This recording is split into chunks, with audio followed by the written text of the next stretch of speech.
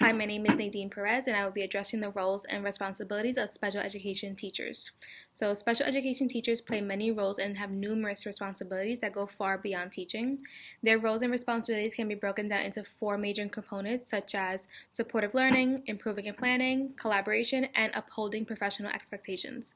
Supportive learning can be viewed when special education teachers develop and implement individualized instruction based on a student's strengths, needs, goals, and outlined in their individualized education program, also known as the IEP. Differentiating curriculum materials to ensure students can access the general education curriculum. This can be shown through modifications special education teachers make within their small group instructions to better support the students' learning levels. Special education teachers engage in ongoing improvement by participating in IEP development, collaborating with families, specialists, general educators to set goals, select services, and plan supports.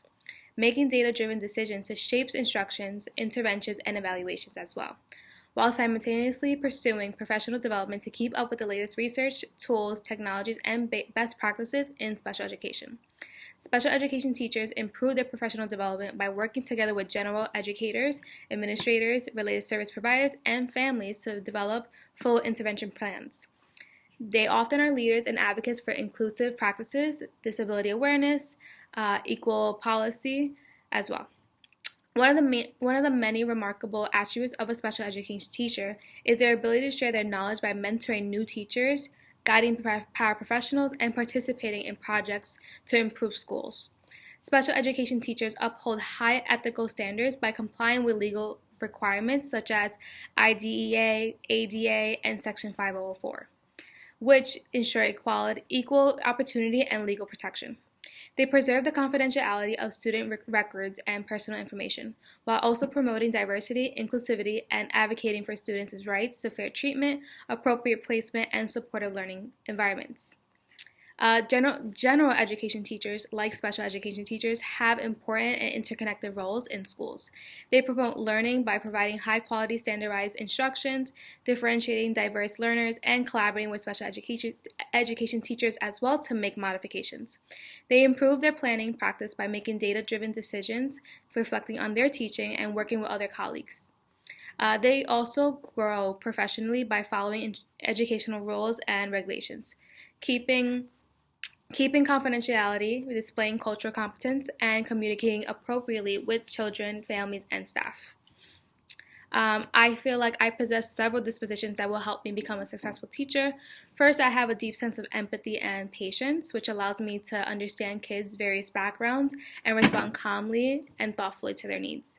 I believe I am a very reflective person. I am constantly examining what works and what doesn't work for students so I can change my approach and help them grow.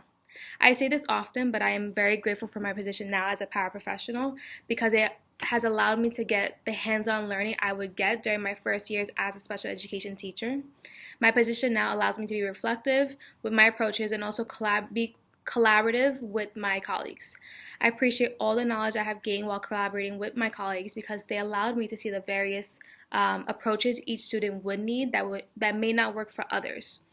I am a firm believer that all students learn in the same way, not that every strategy will work for the same student, even if they have similar limitations. I believe that every student should have access to meaningful, inclusive, and challenging instructions. These qualities enable me to foster strong relationships, create situations in which all kids feel valued and capable. Some qualities I believe I should focus on to better myself before I enter a classroom would be to maintaining professional communication and being adaptable to unanticipated changes. Whether in lesson plans or student needs, I also believe that my confidence is something I will struggle with because of the concept of taking charge of an entire classroom can be intimidating. But I know that once I'm comfortable, I will be okay. My students now are constantly aware of my expectations for them, and I am aware of their individual potential.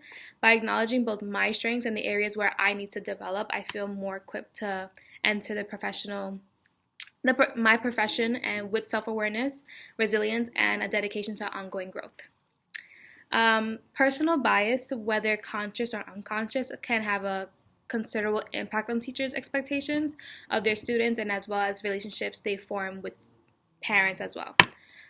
Even when unintentionally, these biases can influence how instructors understand behavior, evaluate abilities, allocate resources, and communicate with families. Bias can influence teachers' perceptions about students' potential and their potential and accomplishments. For example, assumptions about a student's color, culture, language, background, disability, financial status, or their behavior style may induce teachers to underestimate or overestimate their potential. Lower expectations can result in less opportunities for challenging work, and this decrease participation in advanced programs, or more unfavorable interpretations of behavior. When a teacher expects students to be difficult or less capable or less motivated, these expectations can have a slight impact on tone, patience, and body language, as well as feedback and the desire to create trust.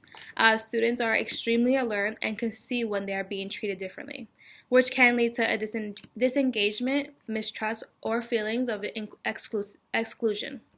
Recognizing and addressing one's bias enables teachers to approach each student individually, building a good foundation and supportive relationships with these students.